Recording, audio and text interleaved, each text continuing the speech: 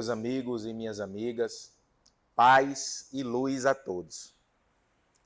É do nosso estilo, sempre foi, nós contextualizarmos a doutrina espírita com o dia a dia. Ponto.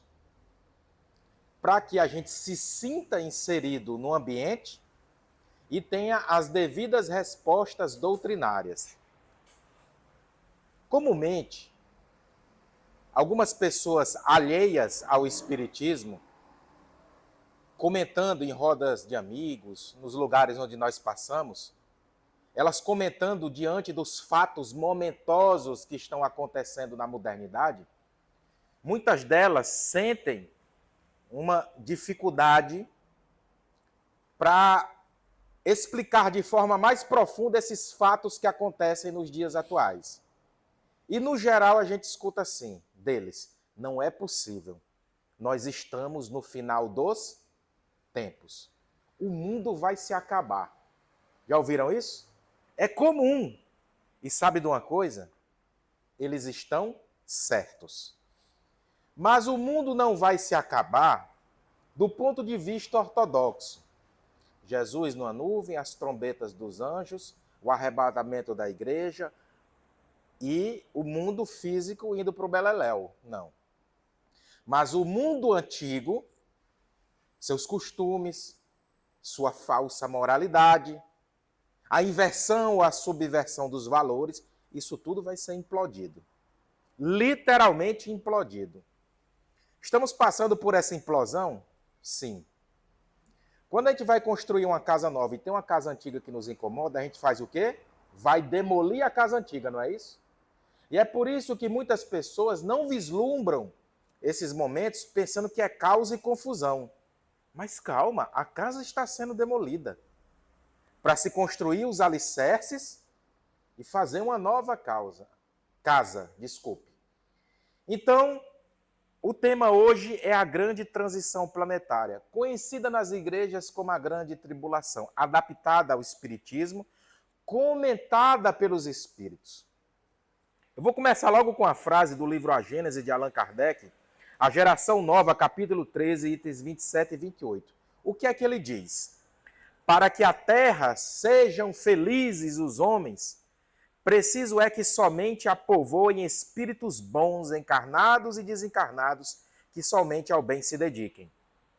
Havendo chegado o tempo, e o tempo já chegou, grande emigração se verifica dos que a habitam, a dos que praticam o mal pelo mal, ainda não tocados pelo sentimento do bem, os quais, já não sendo dignos do planeta transformado, serão excluídos, porque senão lhe ocasionariam de novo perturbação e confusão e constituiriam obstáculo ao progresso. Essa é a tônica da grande transição planetária. Essa casa planetária está passando por uma evolução. Quem não se adequar, desculpe a aspereza, rua. Rua para onde? Mundos primitivos. Outros planetas. Esqueça o negócio de disco voador ou ufologia, eu não estou falando isso. Eu estou falando da possibilidade, aliás, da realidade de existência em vida em outros mundos. Mas não uma vida igual à nossa. A nossa é peculiar, pulmões, metabolismo, olhos, tronco encefálico. Mas a vida, ela não é somente orgânica, porque no plano espiritual a gente não tem isso e vive. Ah, a sonda chegou em Marte e não encontrou ninguém, porque procura vida como a nossa. Mas se a vida estiver em outro padrão vibratório da matéria, mais sutil ao nosso, não se enxerga, como muitos de nós não enxergamos espíritos. Outros, os médios, enxergam. Diz o livro dos Espíritos que os mundos são solidários, ou seja, eles se ajudam. Certo? Ora, eu já falei aqui uma vez, só na nossa galáxia há 400 bilhões de sóis maiores do que o nosso. Será que não tem vida nos planetas em volta? Ou Deus criou esse pontinho aqui, único com vida, e o resto fadada a nada, a inutilidade? Então, filosoficamente e moralmente, temos a certeza que se Deus existe, há vida em outros planetas. Certo? O tema da grande transição planetária foi fruto das palavras de Jesus em várias partes. Mas no Evangelho de Marcos, capítulo 13, você já encontra muitas coisas interessantes.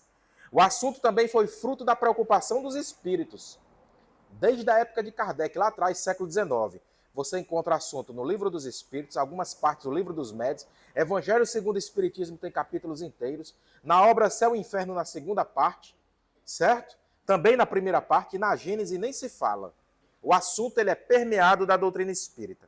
Mas vamos lá como é que se dá o processo. Quem não tem familiaridade com o estudo doutrinário, eu vou explicar aqui o beabá.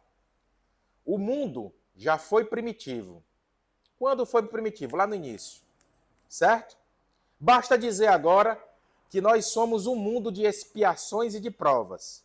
Mas o que é um mundo de expiações e de provas? Esse mundo de miséria é nosso. Eu preciso conceituar o que é o mundo de expiação e de provas para você? É esse mundo que nós vivemos com todas as misérias. Mas o que é expiação? Com X, não com S. Com S é brechar. Com X, expiar com X, é resgatar erro de vidas passadas. E de provas? Se nós não necessariamente estamos resgatando erro de vidas passadas aqui, nós estamos passando por provas visando o futuro. Então o mundo, ele está passando paulatinamente da condição de expiação e de provas para um mundo de regeneração. Deu para entender? Avança o mundo. Por que avança? Deus quer, lei do progresso. Seres e coisas, mundos e sóis, universos, físicos e paralelos, tudo avança na grandiosidade de Deus. Então esse mundo está indo, caminhando para ele está no aclive, está subindo para chegar no apogeu desse processo. Certo? A casa, como eu falei, está em demolição. É por isso que muitos, inclusive os espíritos, eu não estou vendo nada de mundo de regeneração. E o que seria esse mundo de regeneração? Eu não sei porque não chegou lá, ainda estou no mundo de expiação de provas. Mas segundo os espíritos nos dizem, não vai ser um mundo perfeito, não. A natureza, ele não dá saltos. A bolota, a semente de carvalho, quando você planta, não vira logo uma árvore. Ela tem que passar pelo todo o processo. Mas o que seria o mundo de regeneração? Muitíssimo melhor do que o nosso, só isso. O mal vai existir? Vai. Mas é tão atenuado que é incomparável com o mal de hoje em dia. Eu poderia arriscar que num mundo de regeneração, se eu morasse aqui na Bernardo Vieira, eu podia vir andando tranquilamente a pé com o celular na mão, que sem o risco de alguém meter arma na minha cabeça. Nossas casas possivelmente não terão mais grades. Não haverá uma igualdade social, mas um aumento da justiça, uma diminuição dos hiatos. O tão rico não seria tão rico, o tão pobre não seria tão pobre. Entendeu? Haveria uma fraternidade. As religiões se respeitariam. Essa é a tônica. Não é um mundo superior. O mundo superior ainda é aquilo que vai chegar. Mas o que é um mundo de regeneração? Diz no Evangelho, é o mundo da convalescença. O que é convalescença, pelo amor de Deus? Convalescente é quando você vai, vou dar um exemplo bem típico aqui. Você está com alguns tumores cancerígenos malignos. Você vai para o hospital, o caba abre você, tira os tumores e lhe sutura. E você sai com a roupa do hospital e é um convalescente. Você está em convalescença. Precisando ainda de cuidados. Arrancou os tumores, arrancou. Mas precisa de cuidados. Essa vai ser a tônica do mundo de regeneração. Vai ser extirpado de nós os tumores malignos da intolerância, do preconceito, do ódio, da raiva, das guerras. Mas literalmente nós vamos andar ainda com a roupinha do hospital, convalescentes. Precisando de grandes cuidados. Entendeu? Nós passamos por milênios de experiência evolutiva até os dias de hoje. Desde o mundo primitivo, ora, meus irmãos, presença do Homo sapiens na Terra, 300 mil anos. No mínimo, você tem 300 mil anos de reencarnação, desde o início, nas faixas inaugurais da razão, até os dias de hoje. E qual é a nossa experiência de lá para cá? Sangue, pranto e ranger de dentes. É isso. Certo? Deste modo, nesse processo, quem aprendeu das reencarnações sucessivas, merece uma casa planetária melhor, talvez não seja nem essa, seja outra, ou merece essa renovada. Por que eu falo que pessoas podem merecer outra casa planetária? Na segunda parte do livro O Céu e o Inferno, Kardec fala sobre uma viúva, não vou me aprofundar nela, a viúva Folon, uma mulher boa demais. Quando a viúva Folon desencarna, ela sofreu muito, era espírita, e quando ela desencarnou, os benfeitores espirituais chegaram e disse: Folon, olha para o céu, olha aquela estrela. Ela disse: linda, disse, pois era para lá em volta que tu vais. Ela não reencarnaria mais na Terra, pelas condições morais dela evoluídas no século XIX. Muitos de nós, obviamente, não temos essa condição de ir para outro planeta, mas como esse planeta vai melhorar, os que aprenderam vão ficar nesse planeta melhorado. Mas e quem não aprendeu? Ora, meu amigo, como eu disse, rua, temporariamente. Por que temporariamente? Vai aprender em mundos primitivos. E o que é que tem um mundo primitivo de tão aterrorizante? Simples, tudo está por começar. Acabou-se. Meu irmão, eu estou aqui com um tablet 5G. Nós estamos com a câmera de pescoço Bluetooth. Acesso a uma série de coisas. Os princípios da moralidade, pelo menos teoricamente, estão desenvolvidos. A tecnologia está no ápice. Não tem nada disso, meu amigo. Está tudo por começar. Você sabe o que é reprovar de ano? É uma dor danada. Então, literalmente, como nós fomos para mundos primitivos, é uma reprovação de ano. E nós vamos resgatar nesses mundos, durante os séculos dos séculos, a nossa renitência no erro e no crime. No geral, quando essas almas que forem expurgadas pagarem, retornam para essa casa planetária, como já aconteceu em outros lances que os espíritos nos avisam. Segundo os dados demográficos, a demografia mundial, o planeta Terra vai passar por um aumento da população de forma exponencial. 8 bilhões, 10, 15 e lá vai. Ou seja, aqui vai pipocar de gente. Eu vou até brincar. Por todos os lados vai ser a 25 de março em São Paulo em época de feriado. Brincando. Eu sei porque eu fui para 25 de março, aos nossos irmãos de São Paulo que estão nos escutando, eu fui num feriado, deu 1,5 milhão de pessoas lá embaixo. E eu estava lá no meio. Mas, enfim. Então, os dados demográficos dizem o quê? Que a população vai aumentar. Tudo previsto no Livro dos Espíritos, enfim. Mas aí é o que é o detalhe. Se 8 bilhões a gente já está brigando, imagine 15. Tudo juntinho um do outro. Certo? Aí nós temos algumas opiniões pessoais que vai ter uma redescoberta na vida do interior, dos interiores do Brasil, para o espalhamento da população e do mundo todo como uma forma geral. Mas, enfim, se tem mais gente, é porque tem mulheres, muitas delas, grávidas. Se tem muitas mulheres grávidas, já dizem os espíritos que tem reencarnantes que estão reencarnando. E aí vem um detalhe. Um dos livros de Valdo, Mundo de Regeneração, fala sobre a mensagem dos espíritos, dizendo que os redutos trevosos no plano espiritual estão sendo diluídos pelos grandes benfeitores do Cristo. O saneamento não é somente na Terra, o espaço espiritual está sendo saneado.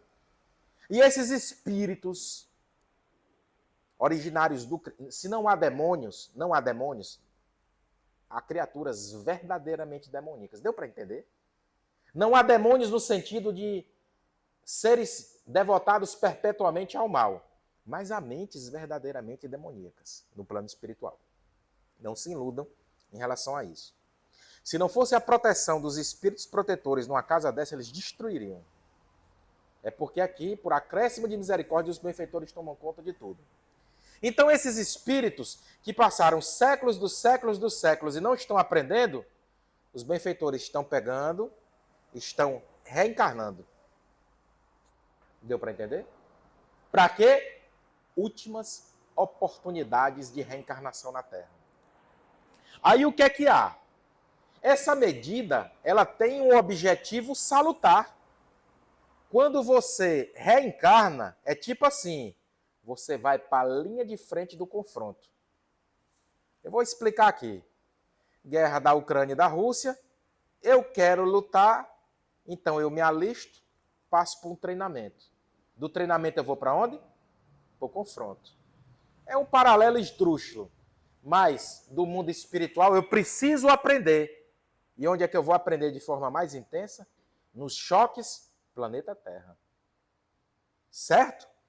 Mas muitos desses espíritos, infelizmente, não estão aprendendo. Você começa a notar a reencarnação da década de 50, de 60, de 70, de 80, de 90, dos anos 2000.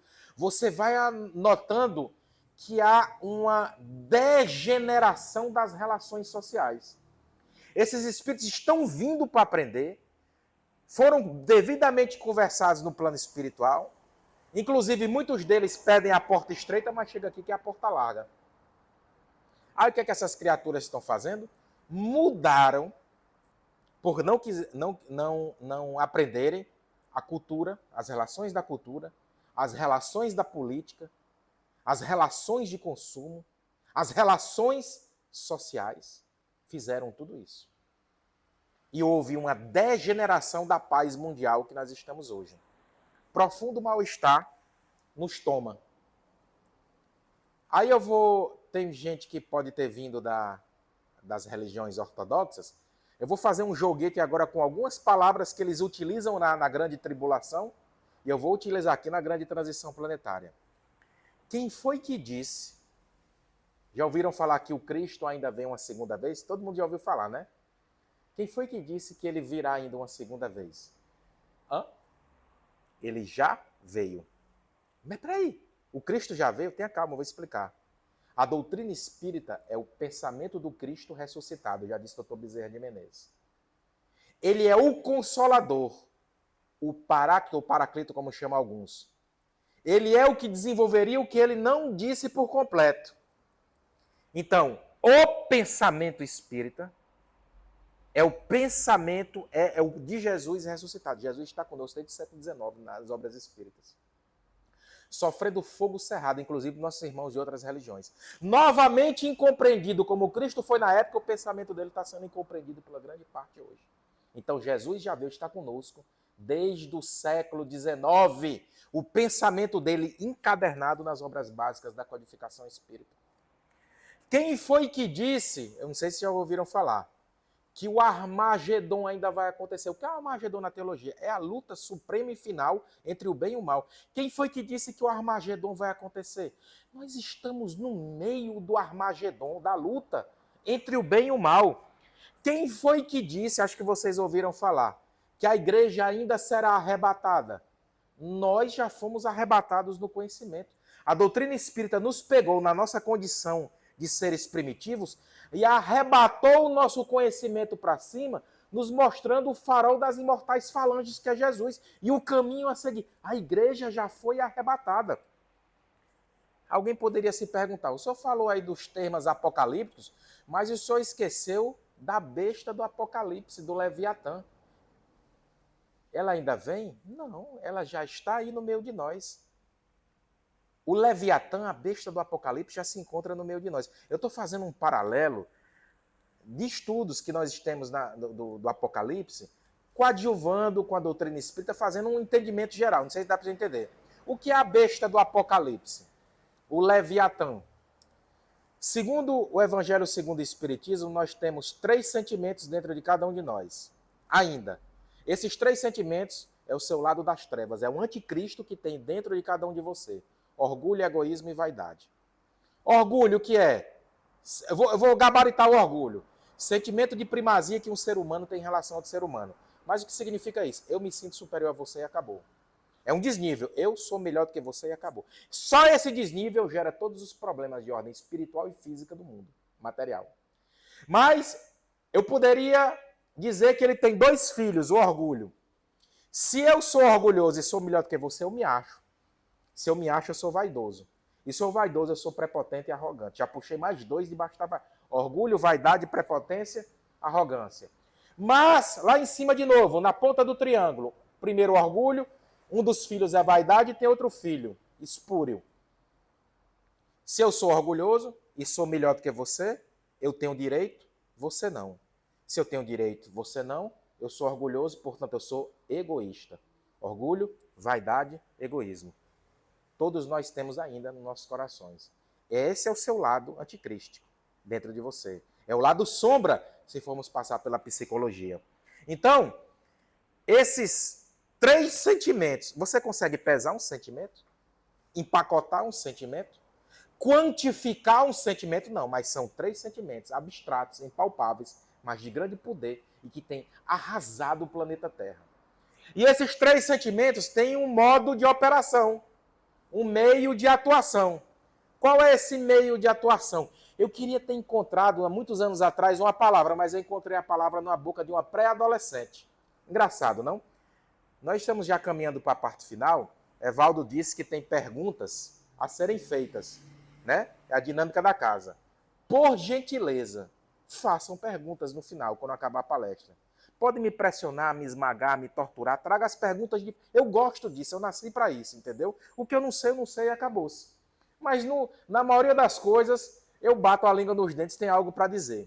Então, o orgulho, o egoísmo, a vaidade tem um modo de operação. Há muitos anos atrás eu queria ter encontrado uma palavra, mas eu encontrei simplesmente, há alguns anos atrás, eu estava numa fila de um supermercado, aí tinha uma mãe conversando com uma pré-adolescente, 12 anos e tudo, cabelo pintado, não sei se era verde ou era azul, um mascado de um chiclete tão escandaloso que particularmente o estralado da boca me incomodava. Parecia que várias gomas de mascar estavam na boca.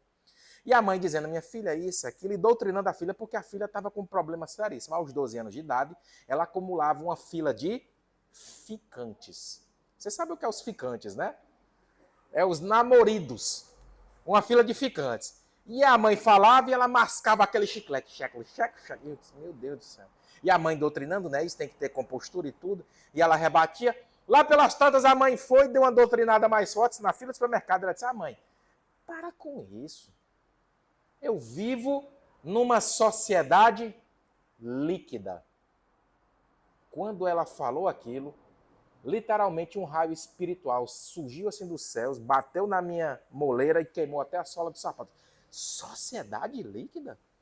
E os espíritos buzinando, que eu sou audiente, né? Mediunidade é audiente também. Os espíritos, estude o assunto. Quando eu me debrucei sobre o assunto, uma pré-adolescente num supermercado lá em Nova Parnamirim me levou para a Polônia.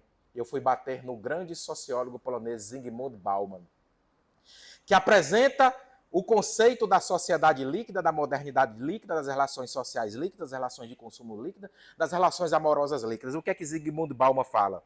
Que na nossa época, as relações sociais e econômicas de produção são líquidas, frágeis, fugazes, descartáveis, maleáveis. Pronto, encontrei o modo de operação do orgulho, do sentimento, do orgulho, da vaidade e do egoísmo. Tudo é descartável.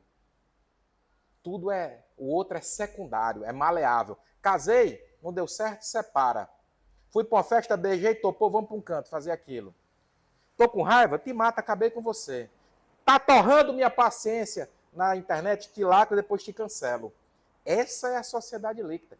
Eu agilizo ao ponto as coisas e você não me perturbar. Vejam que 3 sentimentos criam uma sociedade líquida. Eu vou te falar uma coisa aqui das relações de consumo. Antigamente, eu não sei se o Evaldo se lembra disso, havia uma descarga embutida na parede chamada Cipla. A descarga era tão boa que a fábrica quebrou. Até hoje, a casa da minha avó em Fortaleza, que a minha avó já faleceu, tem uma Cipla lá funcionando. Deu a descarga, vai. Embutida na parede. Um dia desse, eu me desfiz de uma máquina de lavar roupas com todo o pesado do mundo. De 20 anos. É 3 homens carregando a máquina. Mas minha esposa não sei o quê, parará, enfim, né? Aí, mulher, e principalmente casamento, é uma coisa que a gente não consegue discutir muito com mulher, né? É uma coisa meio complicada, porque a mulher tem um convencimento no homem. Mas, enfim, quando a máquina saiu, foi. A outra máquina, meu filho, eu me agarro com ela e bota no canto, daqui uns dias vai quebrar. Isso é conhecido como obsolescência programada. Estudei isso na cátedra de economia. O que é obsolescência programada? É a sociedade líquida. Eu faço um produto para que ele quebre e depois você vem e compra para mim outro. Deu para ver como é que é a situação?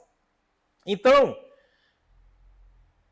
para nós encerrarmos, quando o orgulho, o orgulho, a vaidade e o egoísmo, eles não são atendidos na pessoa, por meio do modus operandi que é a sociedade líquida, o que é que surge? Quando o meu orgulho, a minha vaidade e meu egoísmo, ele não é atendido, o que é que surge? Simples. As guerras. De toda a ordem possível. Aquela guerra que está acontecendo ali na Euroásia é o macro. As guerras mínimas e micro que acontecem, por exemplo, dentro de cada um de nós e no seio de nossas famílias. Mas há as guerras, os estopins criminosos. Mas o que é a guerra? Aí vem outra coisa que eu me encontrei numa frase no Alecrim, há uns 19 anos atrás. Eu estava na Avenida 4, na 11, entrei numa lanchonete, inclusive era um cara que gostava do Botafogo, me lembro lá, Estrela Solitária, e eu pedi lá um lanche da época e tinha uma frase escrita lá atrás, do grande escritor Isaac Asimov. A violência é o último refúgio do incompetente. Deu para entender? A violência é o último refúgio do incompetente. Quando nós temos instalado orgulho, vaidade e egoísmo e não trabalhamos isso para vencê-los por meio da sociedade líquida. Sociedade líquida é a operacionalização desses três sentimentos. Quando eu não luto, não venço esses três sentimentos, esses sentimentos me dominam. E quando eles não são atendidos na nossa voracidade egocêntrica na sociedade, nós criamos as guerras. As guerras que existem hoje é o último refúgio da nossa incompetência em lutar contra esses três agentes das trevas. A pergunta é essa. Já vi essa pergunta alguns dias nas redes sociais. Renan, foi com a pandemia do coronavírus que a grande transição planetária começou? De maneira alguma. A grande transição planetária começou na época da implantação do Espiritismo, porque uma das marcas da grande transição planetária era a presença do Consolador prometido. A descrença do homem, a dor do homem seria tão grande que o Consolador teria que vir. No meio das grandes trevas deveria haver um facho de luz intensa. E na época lá de Kardec, você vê nas mensagens os espíritos já dizendo, a grande transição, vai acontecer isso, vai acontecer aquilo. Esses são os sinais. Quer dizer, o negócio já vem de lá para cá. Sendo que antes da pandemia, muitos anos atrás, 20 anos, o seu Avaldo acho que pegou isso, a gente já viu um palestrante e outro. Olha, a grande transição planetária vai acontecer. Mas ainda estava um negócio assim, meio só no campo teórico, já havia muito problema. Depois da pandemia, uma coisa eu posso te afirmar, sem medo de ser feliz, e eu vou generalizar, porque todo mundo diz que quando generaliza erra. Nem tudo a gente generaliza e erra, não. Quando eu generalizo aqui que todos sofrem mesmo, não tem erro, não. E eu vou generalizar outra coisa. Depois da pandemia do coronavírus, não é que começou a grande transição planetária, ela já vinha da época de Kardec, mas a grande pandemia do novo coronavírus foi o abre-alas musical. Foi uma festa, bem dizer assim, para que a grande transição planetária se tornasse patente, visível e presente na tua vida. Hoje ela está aí, contigo na sociedade, no trabalho, dentro da tua casa e no teu desassossego íntimo. E para encerrar, por favor, façam as perguntas. Mas quando é que vai vir um mundo de regeneração? Ninguém sabe. Depende da atitude da terra. Mas Jesus fala que nós perseveremos até o fim e que se ele não abreviasse os tempos, até os escolhidos seriam eliminados. Certo? Mas uma coisa eu posso dizer, isso aqui eu posso dizer aqui na frente da Câmara, é uma opinião pessoal minha e de alguns palestrantes estudiosos no assunto. Certo? Nós estamos no aclive, na subida para o apogeu, na curva do apogeu, lá no topo para passar a expiação de provas para o mundo de regeneração. Meus irmãos, segundo análises pessoais, estudos pessoais, nós ainda não chegamos no fundo do poço. Vem muita coisa mais braba por aí. Por isso a preparação que a casa espírita tem que ter. Certo? Nós ainda não chegamos no fundo do poço, nós estamos escacaveando ainda para cavar mais o poço. Mas vai chegar o momento do fundo do poço, que as relações sociais vão estar tão intoleráveis, as de consumo, a política, vão estar tão difíceis, que literalmente a gente vai dizer assim, chegamos no fundo do poço. E quando se chega no fundo do poço? É quando chega lá no fundo tem uma rocha, diga aqui. Daqui você não cava mais. Qual é a solução de quem está no fundo do poço? Se não pode afundar mais, qual é a única alternativa? Subir. A trajetória de volta. Dolorosíssima. Que a paz de Jesus esteja com todos. Renan, o que é que eu faço para estar no mundo de regeneração? Para não sofrer o expurgo temporário? Basta eu ser espírita, se for, é mole, eu estou dentro. Brincadeira, meu irmão. Eu vou dizer uma coisa que é aterrorizante, mas as pessoas não se deram conta ainda. A doutrina espírita ela não é salvacionista. Bastou vir para a casa espírita, deu uns passos, falou umas coisas bonitas, e você está com checklist garantido para uma desencarnação boa e um mundo de regeneração. Você está alienado se pensar nisso. A regra é, mantenha-se em regeneração. Eu poderia dar várias receitas de bolo aqui, né? Mas como é que eu faço para estar no mundo de regeneração? Veja, é de regeneração, não é de regenerados. Deu para entender, seu Evaldo? É de regeneração. Mantenha-se em regeneração. Mas o que é manter-se em regeneração? Mantenha-se em dia com as suas lutas íntimas. Com as suas lutas de autoaprimoramento pessoal. Deu para entender? Não fique estagnado. Os espíritos não podem retrogradar, mas podem estagnar. E coisa é, quando é que pega na reunião mediúnica, os espíritos, aqueles bem, né? Diz, meu irmão, não faça isso, você não pode puxar ninguém para trás. Ele disse, não, realmente eu não posso não. Eu não posso retrogradar, trazer para trás alguém que já aprendeu alguma coisa. Mas nós podemos aumentar a fileira dos estagnados. Eles dizem isso. O que é a fileira do estagnado? Se você não fizer o bem, por isso que diz que tem que se fazer o bem. Inclusive com você mesmo. Porque se você não fizer o bem... Aliás, eu vou botar por esse termo. Se você não fizer o bem, simplesmente estou trancadão na minha casa, assistindo Netflix, cheio das internet, não me relaciono, não faço nada. Se você não fizer o bem, você vai responder pelo mal oriundo do bem que você não fez. Então, só por esse conceito, todos nós estamos numa situação difícil. Que a paz de Jesus esteja com todos.